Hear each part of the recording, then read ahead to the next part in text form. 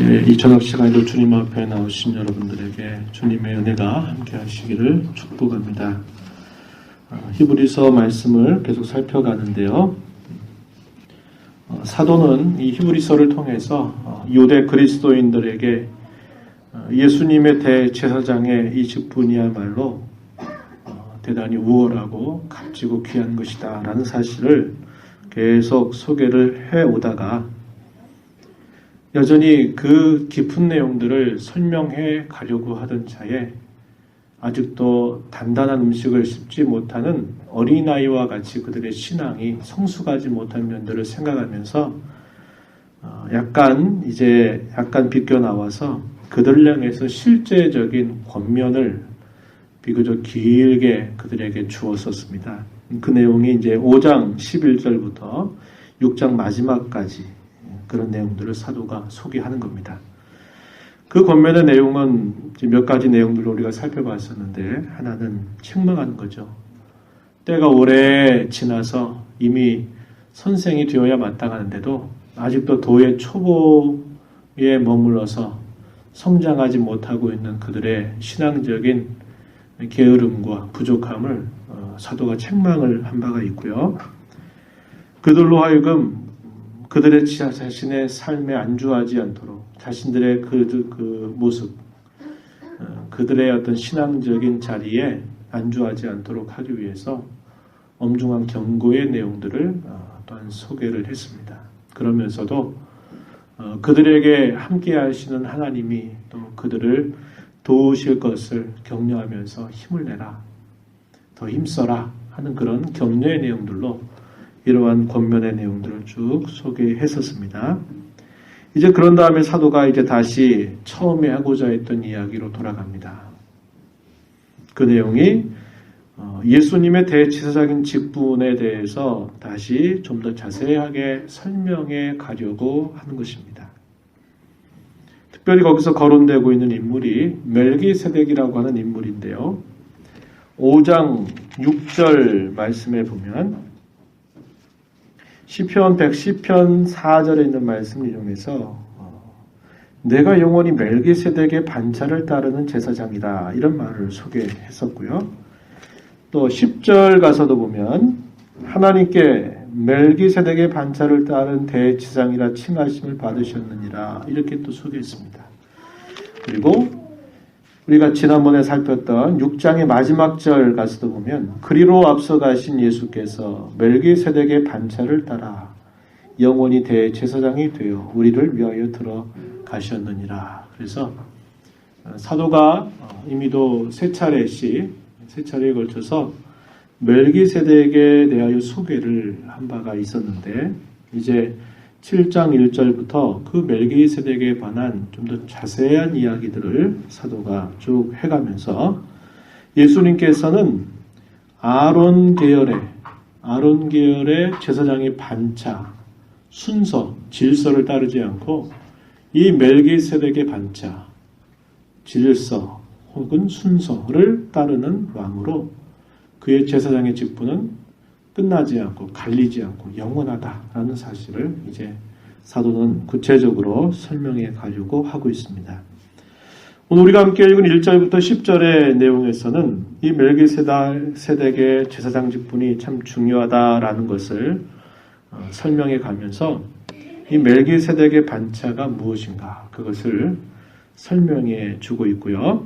우리가 이제 다음에 살피게 될 11절부터 28절 내용에서는 그 내용을 구체적으로 그리스도에게 적용해서 우리의 주님 예수 그리스도는 바로 멜기세덱의 반차, 순서 혹은 질서 이렇게 번역할 수 있는 말이에요. 그를 따라서 영원한 대제사장이 되신다. 이렇게 그리스도에게 적용하는 그런 메시지를 전달하고 있습니다. 왜 이 사실을 강조하느냐?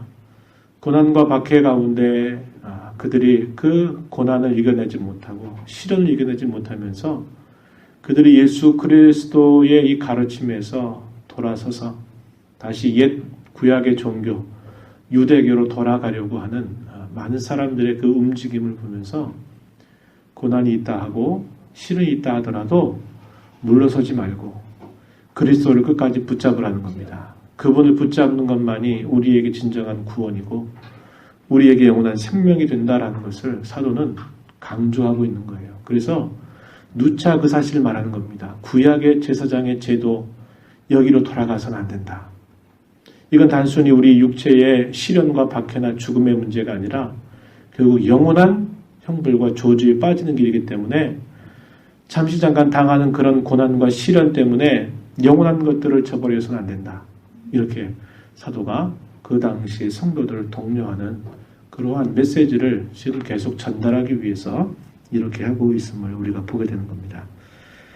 오늘 본문의 핵심적인 내용을 한마디로 이렇게 말할 수 있어요. 멜기세덱은 아브라함이나 레위보다 더 높은 인물이기 때문에 멜기세덱의 반차를 따른 제사장이신 그리스도는 아론의 반차를 따르는 제사장보다 더 높으신 분이다라는 것을 오늘 본문 속에서 증명해 주는 겁니다. 이 멜기세덱에 관해서 구약에서 언급되고 있는 부분이 두 부분인데요.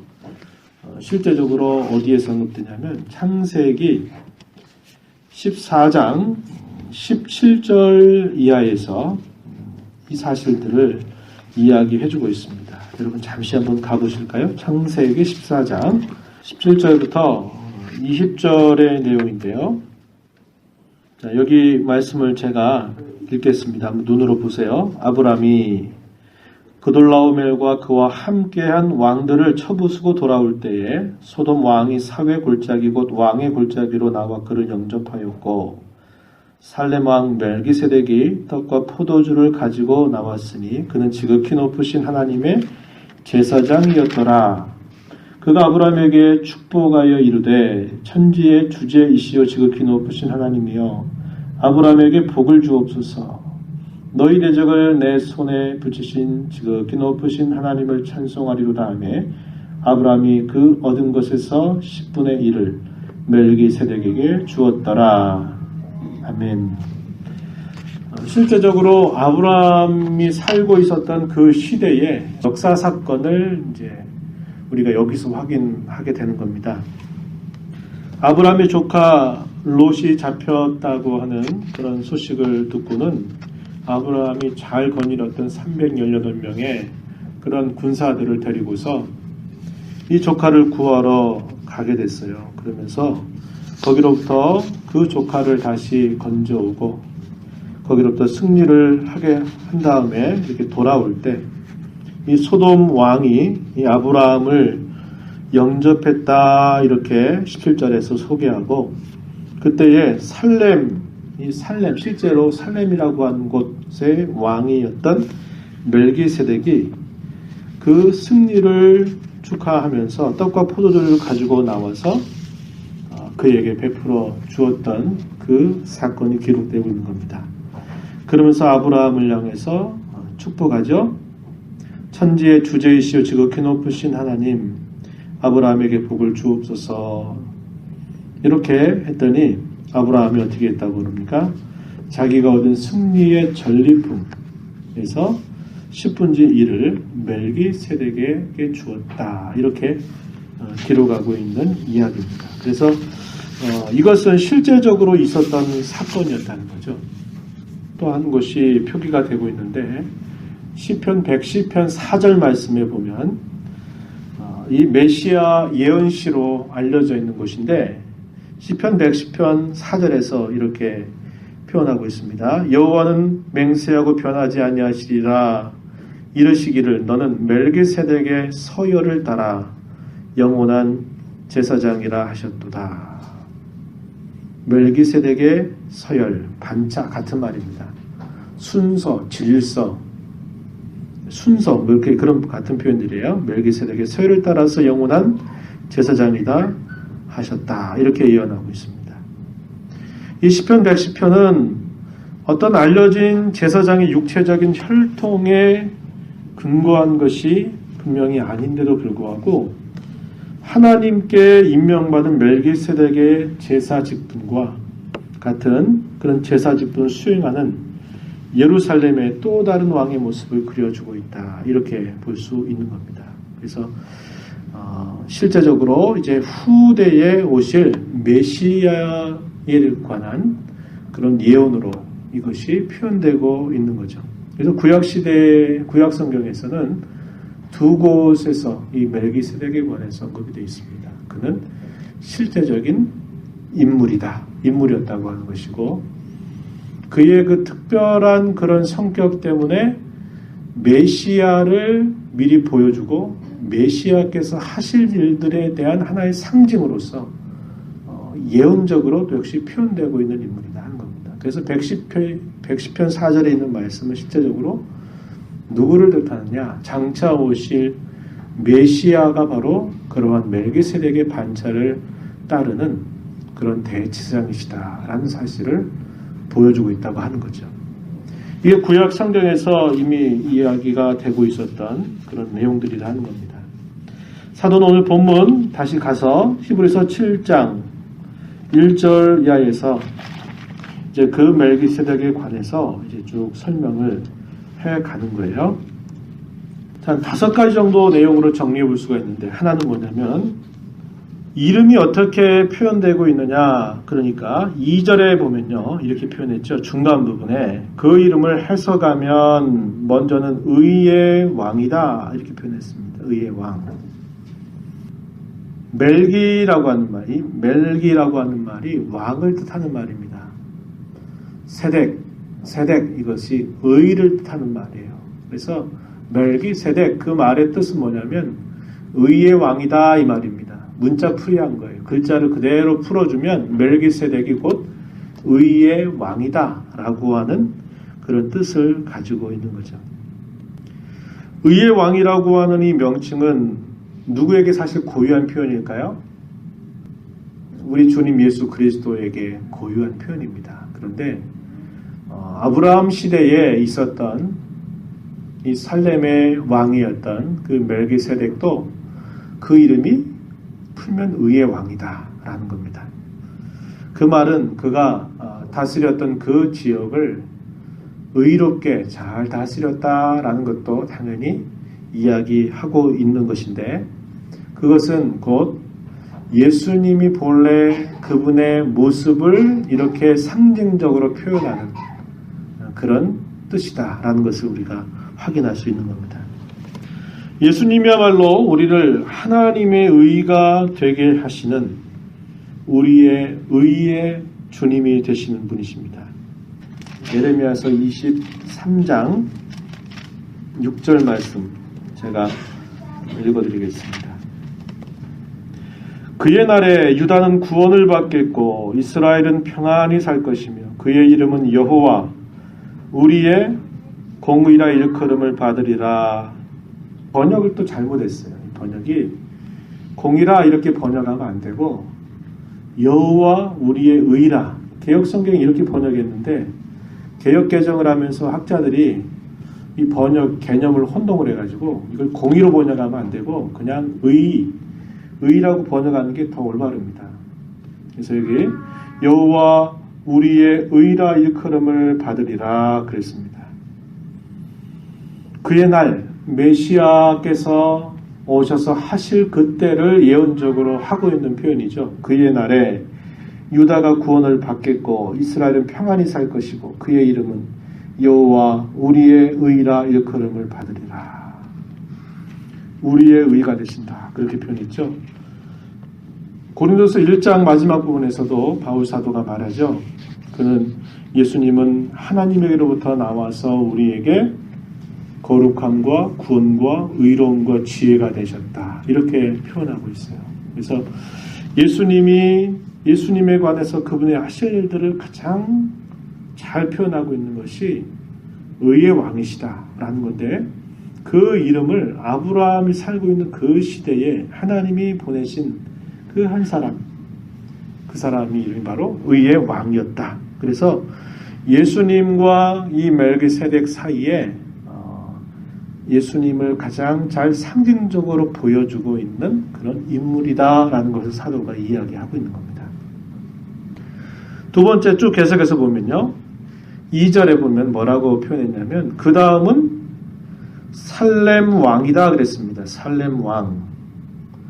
살렘이라고 하는 지역은 예루살렘을 이렇게 불렀던 후대감 예루살렘 이렇게 부르는 명칭인데요.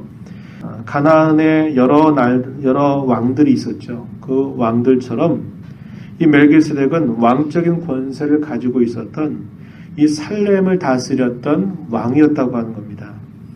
7장 1절에서 그렇게 표현했죠. 이 멜기세덱은 살렘 왕이다 이렇게 표현했습니다. 살렘 왕, 살렘을 다스리는 왕이다 이 말이죠. 그것은 아까도 말씀드렸던 것처럼 훗날에 예루살렘이라 불리게 되는 가나안 땅에 있는 살렘을 뜻하는 그런 곳이었다고 하는 것입니다. 실제적인 지명을 뜻하기도 하는데 이것의 말의 뜻을 또 풀어보면 살렘이라고 하는 말이 어디에서 오냐면 샬롬이라고 하는 말과 같은 어근을 가지고 있어요.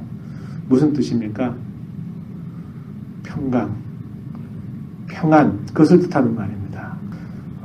살렘 왕, 이 말은 살렘이라고 하는 지역을 실제로 다스렸다 하는 것이면서 또 그 내용의 뜻은 뭐냐면 평강의 왕이다 라는 것을 말해주는 겁니다. 그래서 사도가 2절에서 그렇게 말하는 거예요. 그 다음은 살렘 왕이니 곧 평강의 왕이요 이렇게 부르고 있습니다. 그래서 이 멜기세덱은 의의 왕이면서 동시에 그는 평강의 왕이라고 하는 이름을 가지고 있어요. 그가 실제로 사람들이 봤을 때는 그런 의와 평강을 잘 구현했던 왕이라 이렇게 볼 수 있겠고, 그러나 진정한 의미에서 의와 평강이라고 하는 것은 예수 그리스도를 통해서 주어지는 선물입니다. 사람들이 이루어갈 수 있는 것이 아니고 하나님께서 예수 그리스도를 통해서 우리에게 이루어 주시는 진정한 선물, 그게 바로 의와 평강이라고 하는 겁니다. 어떻게 평강이 이루어지는가라고 말할 때는 의의 열매가 이런 평강으로 나타나게 된다라는 것을 우리가 성경을 통해서 확인할 수 있는 겁니다. 사도가 계속 설명하는 내용을 뚝 보면 또 뭐라고 말하냐면 지극히 높으신 하나님의 제사장이다 이렇게 또 표현했습니다. 1절에 보면 지극히 높으신 하나님의 제사장이다 이렇게 말을 했어요. 어떤 의미에서 이렇게 지극히 높은 하나님의 제사장이냐라고 할 때 3절 가서 보세요. 3절 보면 그에 관한 어떤 기록이 없다는 거예요. 그가 역사적으로 분명히 실제 있었던 인물인데 그가 어디에서 태어나서 어떻게 됐고 어떤 거에 대한 전혀 소개가 없다 이 말이에요. 3절에 보니까 아버지도 없고 어머니도 없고 족보도 없고 시작한 날도 없고 생명의 끝도 없다 이렇게 말합니다. 이 말은 그가 우리 같은 사람이 아니라 그냥 어쩌면 이렇게 환상적으로 있었던 인물을 말하는 게 아니라 실제로 있었던 인물이지만 이에 대한 어떠한 기록을 남겨두지 않았다 이 말이에요. 그것은 결국 무엇을 상징적으로 보여주느냐? 예수님의 모습을 상징적으로 보여주는 그런 의미다. 사도가 그렇게 소개하고 있는 겁니다. 그러니까 이 멜기세덱이 그리스도다 그 말이 아니고 그는 실제로 있었던 그런 분명한 사람이었지만 그에 관한 어떠한 기록들을 찾아볼 수 없다라는 의미에서 예수님께서도 여자와 남자 사이 이 땅에 탄생하지 않으셨잖아요. 그죠? 그래서 그분도 성령으로 말미암아 잉태돼서 이 땅에 탄생하셨고 하신 여러 가지 일들을 그런 것들을 이렇게 상징적으로 잘 보여준다라는 겁니다. 여러분들 이걸 잘 생각하셔야 돼요. 그러면은 사람도 아니고 그럼 그 무엇이란 말? 그럼 그리스도? 아니 그리스도도 아니고 분명히 사람인데 그에 관한 어떠한 기록들이 없다는 거예요. 그래서 이렇게 지금 표현하고 있다 이 말입니다. 그래서 그런 것들을 생각해 보니까 어떻게 표현할 수 있냐면 하나님의 아들과 아주 흡사하다는 거예요. 3절 중간 끝에 보면요 이렇게 말합니다. 하나님의 아들과 닮아서 항상 제사장으로 있다 이렇게 표현한 겁니다. 하나님의 아들과 닮았다. 하나님의 아들을 가장 잘 보여주는 예표적인 그런 인물로서 표현하고 있는 겁니다. 그렇게 지금 사도가 소개하고 있는 거예요. 항상 제사장으로 있다는 거죠. 이 말은 어디와 지금 이제 대조가 되기 시작하냐면 훗날에 이제 하나님께서 모세를 통해서 모세 시대에 그의 형이었던 아론을 하나님이 제사장으로 삼으시잖아요. 그래서 이 제사장의 직분은 세습이 되도록 했습니다.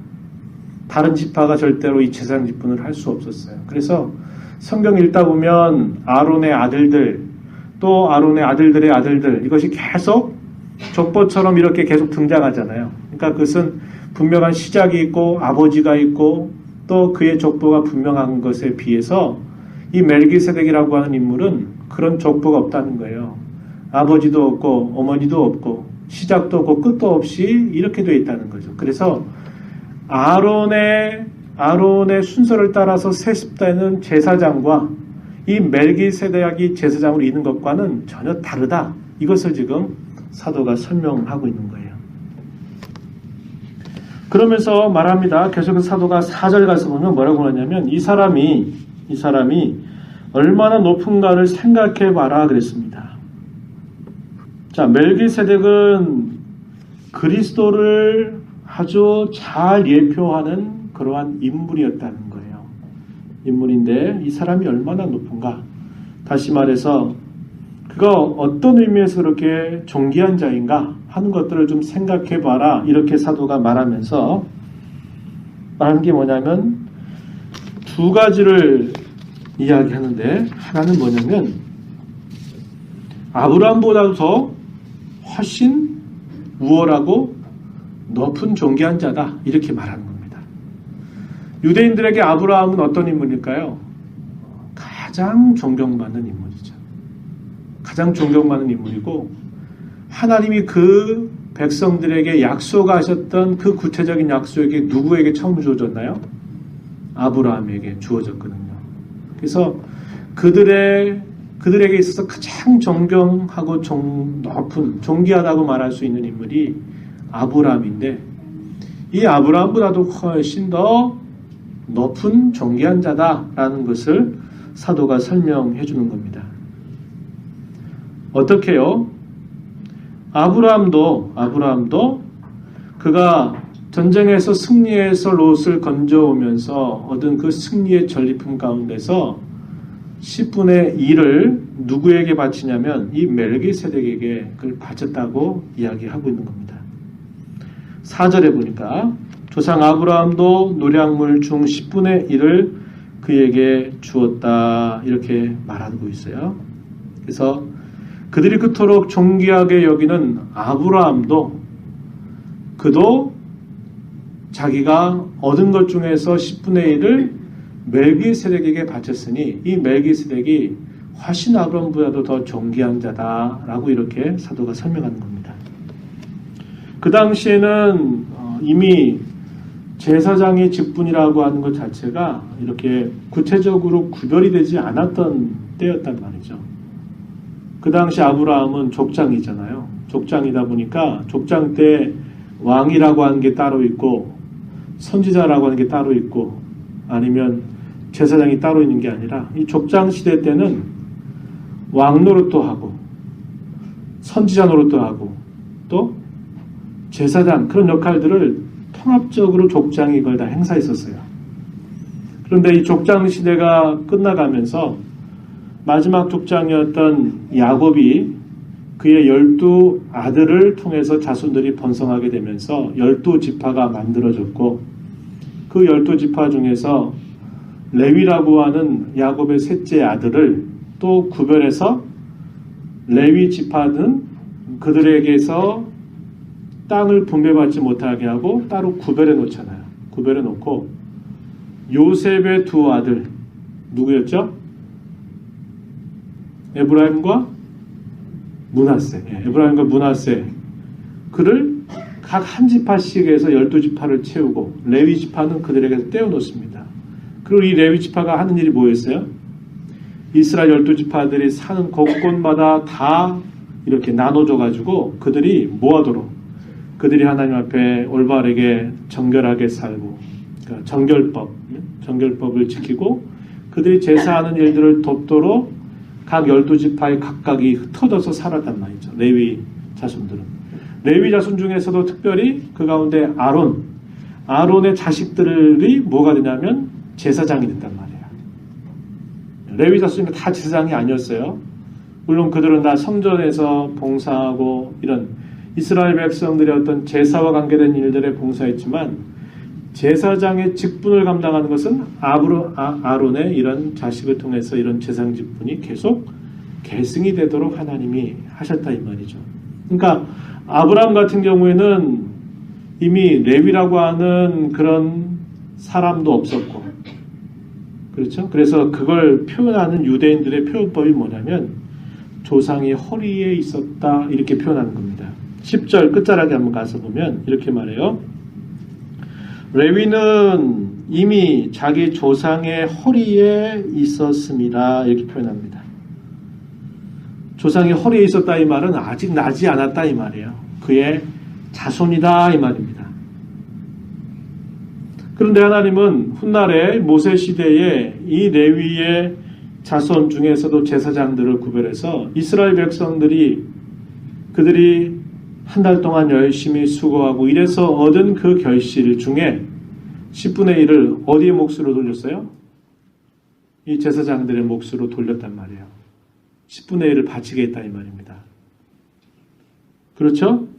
그런데 그 레위의 조상, 한참 조상인 이 아브라함이 멜기세덱에게 10분의 1을 바쳤다라고 하는 것은 이스라엘 백성 중에서 이스라엘 백성들이 똑같은 이스라엘 백성 중에서도 제사장으로 구별된 사람들에게 그들이 한 달 동안 일해서 얻은 그러한 10분의 1을 그들의 몫으로 이렇게 돌렸단 말이죠.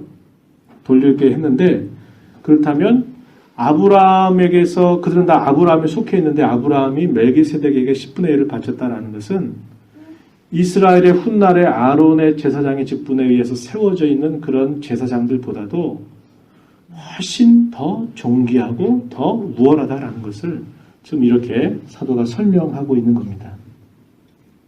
그 이야기를 쭉 하고 있는 거예요. 또 한 가지 더 이야기하는 게 뭐냐면 아브라함이 10분의 1을 바칠 때 이 멜기세덱이 어떻게 했다고 말합니까? 아브라함을 축복했다 그랬습니다. 축복했다. 축복했다라고 하는 이 말은 7절 말씀에 보니까 뭐라고 설명하냐면 낮은 자가 높은 자에게 축복을 받는다 이렇게 말했죠. 낮은 자가 높은 사람에게 이렇게 축복을 하는 게 아니라 높은 지위에 있는 사람이 낮은 지위에 있는 사람에게 하나님을 향해서 복을 비는 거죠. 그렇게 하면 그것이 실제로 그 복이 임하게 되는 그런 성격이라고 하는 겁니다. 이것이 이제 후대에 가서 보면요. 후대에 하나님께서 이제 제사장을 세우고 이 제사장으로 하여금 이스라엘 백성들에게 이렇게 축복해라 이렇게 명령합니다. 그 내용이 민수기 6장 23절로부터 27절 보면 등장하는데요. 이 내용을 우리가 소위 아론의 축도라고 부르는 겁니다. 우리가 오늘날 공적인 예배에서 예배 마침, 특별히 주일 낮 예배를 마칠 때 목사가 이제 하나님의 이름을 빌어서 축복을 하죠. 하나님의 은하, 예수 그리스도의 은혜, 하나님의 사랑, 성령의 교통하심, 그걸 가지고 축복을 합니다. 고린도후서 13절 말씀인데요. 이것과 동일한 그 말씀이 구약에 하나님께서 모세에게 이렇게 말하는 거죠. 모세야, 너 아론과 그의 아들들에게 이렇게 말해라. 그 내용이 민수기 6장 23절 이하인데 그 말씀 잠깐 제가 읽어드리면 아론과 그의 아들들에게 말하여 이르기를 너희는 이스라엘 자손을 위하여 이렇게 축복하여 이르되 여호와는 내게 복을 주시고 너를 지키시기를 원하며 여호와는 그의 얼굴을 내게 비추사 은혜 베푸시기를 원하며 여호와는 그 얼굴을 내게로 향하여 드사 평강 주시기를 원하노라 할지니라 하라. 모세를 하여금 아론과 그의 아들들에게 이렇게 하도록 명령해라. 이렇게 하고 27절에 보면 그들은 이같이 내 이름으로 이스라엘 자손에게 축복할지니 내가 그들에게 복을 주리라 그랬습니다. 이스라엘 백성 중에서도 하나님이 제사장들을 구별해서 이 제사장들로 하여금 백성들로부터 11조를 받아서 생활하게 했고 이 제사장은 이스라엘 백성들을 뭐 했어요? 하나님의 이름으로 축복했습니다. 그래서 하나님이 그 제사장의 직분을 존귀하게 하신 거예요.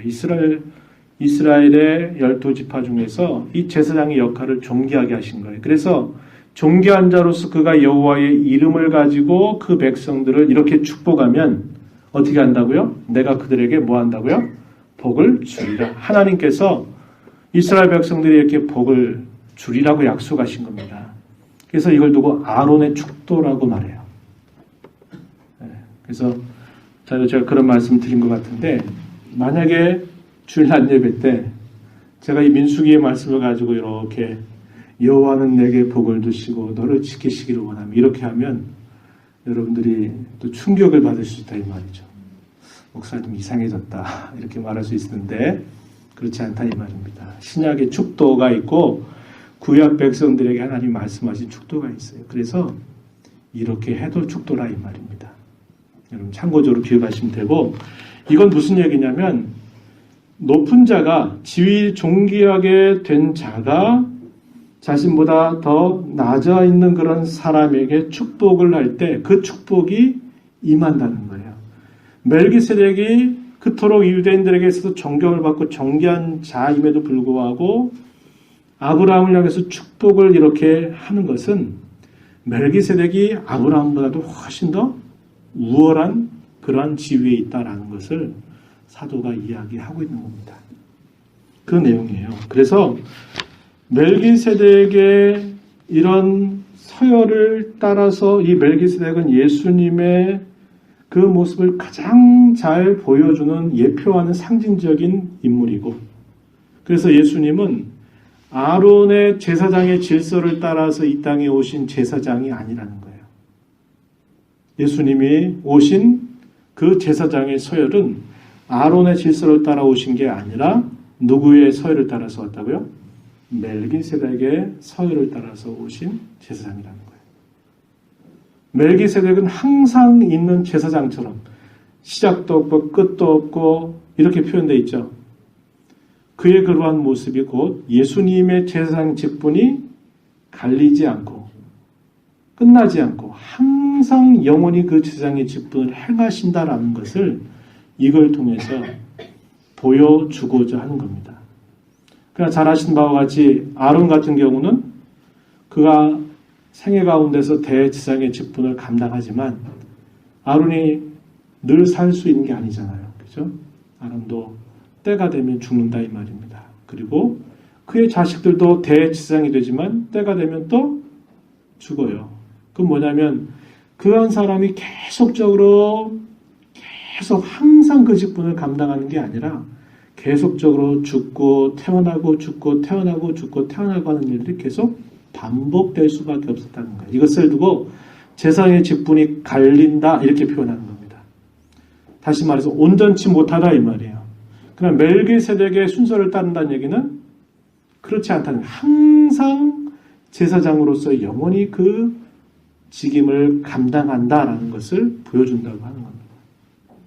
그래서 사도는 이 말씀을 통해서 결국 예수님의 대제사장의 직분은 멜기세덱의 대제사장의 직분처럼 갈리지 않고 영원하고 영원히 하나님과 그 백성 사이에 중보자로서 그분이 계시기 때문에 그분을 붙잡는 것이 바로 우리의 분명한 구원이고 영원한 구원의 그러한 내용이 된다는 것을 사도가 계속 말하고 있는 것입니다.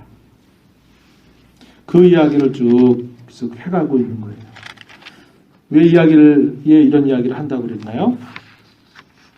그리스도를 떠나서 다시 그들이 과거의 그런 유대 종교로 되돌아가려고 하는 그들의 배교와 그들의 어떤 신앙으로서 물러서가는 그들의 모습을 그렇게 하지 말고 그리스도를 붙잡아야만 된다.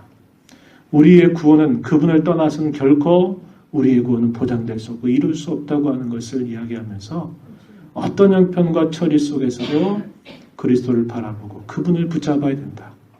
그분만이 영원한 우리의 대지상이시고 그분만이 우리가 하나님 앞에 설 수 있는 유일한 길이 되신다고 하는 이 사실을 강조하면서 그리스도께 집중하고 그리스도를 바라보라고 사도가 말하고 있다 이 말이죠. 오늘날 우리가 이 땅에서 살아가면서도 마찬가지입니다. 어떠한 삶과 어떠한 형편 속에 우리가 있을지라도 우리의 영원한 구원의 근원이 되시는 이 예수님을 붙잡지 않으면 우리는 안 된다는 거예요. 언제든지 우리는 그분을 향해서 그분을 붙잡아야 되고 그분 외에 다른 것에 우리의 마음을 돌려서 다른 것에서 무엇인가 도움을 얻으려고 한다든지 다른 것에서 뭔가 우리의 구원의 어떤 근거를 찾으려고 한다든지 그런 것들은 다 소용없는 것임을 우리가 배우게 되고 오직 어떤 형편들 속에서든지 여러분들이 그리스도를 붙잡으시고 그리스도를 의지하고 그리스도를 신뢰하는 자로 살아가기를 늘 다짐하고 힘써 갈 때 이것이 우리의 참다운 그런 구원의 그러한 길이 되고 구원이 됨을 우리가 알 수 있는 것입니다. 남은 며칠 동안 살아가면서도 여러분들이 그리스도를 늘 집중하십시오. 그분만이 우리의 영원한 중보자여 우리를 죽을 때까지 언제든지 우리를 도우실 수 있는 분임을 기억하면서 남은 며칠 동안의 삶을 주님 안에서 승리의 삶을 살아가게 되기를 진심으로 바랍니다. 기도하겠습니다. 하나님 아버지, 이 시간도 저희들을 불러주셔서 하나님의 말씀을 또 함께 읽음으로 우리 주 예수님께서 이 땅에 저희를 위한 대제사장으로서 이 땅에 오셔서 저희들을 위해서 십자가에 죽으시고 또 부활하시고 우리의 모든 죄와 형벌들을 다 갚아주시고 지금도 하늘의 보좌에서 저희들을 위해서 끊임없이 중보하시는 그 일을 통해서 저희들의 구원이 확고한 사실로 늘 서 있도록 인도해 주셨음을 감사합니다. 우리가 이러한 은혜를 주께로부터 받은 것임을 기억하고 저희들이 생활하는 모든 삶 속에서 어떠한 것들이 우리로 하여금 그리스도에게서 끊어지게 만드는 어떤 생각이나 어떤 것들도 다 거절하게 하시고 오직 우리의 유일한 중보자, 구원자, 우리를 도우시는 유일한 하나님이신 예수님을 언제나 바라보고 의지하며 신뢰하며 살아가는 저희가 되도록 도와주시옵소서. 예수님의 귀하신 이름으로 기도하옵나이다. 아멘.